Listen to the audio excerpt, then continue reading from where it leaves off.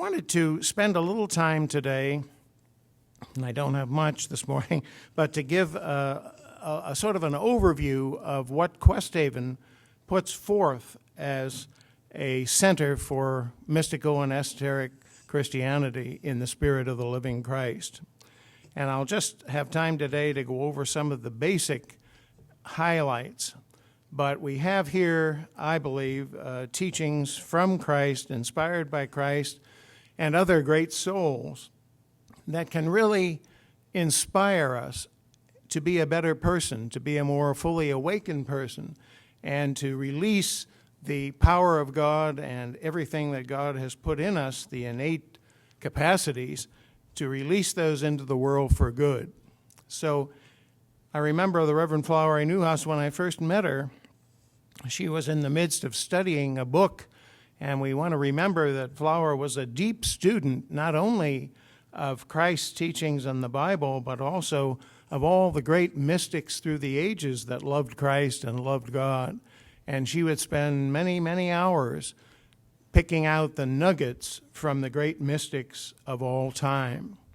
And so she was aware not only inwardly, but she also did her study and her research outwardly.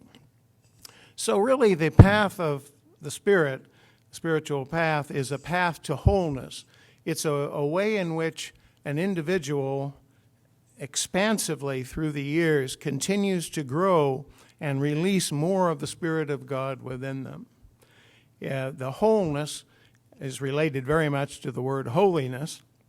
And so as we go along the spiritual path, we not only are inspired by what Christ teaches us and embodies for us, and all the great souls in his Spirit that likewise, to their best ability, do the same, but we also find that something happens to us as we are on this journey. It's always something that moves forward, never something that stays in its place, not a circle, but always a spiral.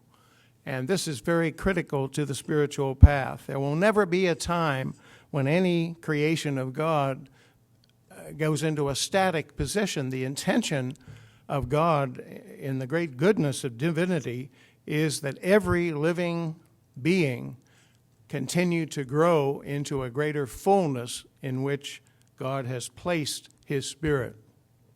So there will never be an end to our spiritual path. There's never an end to Christ's spiritual path.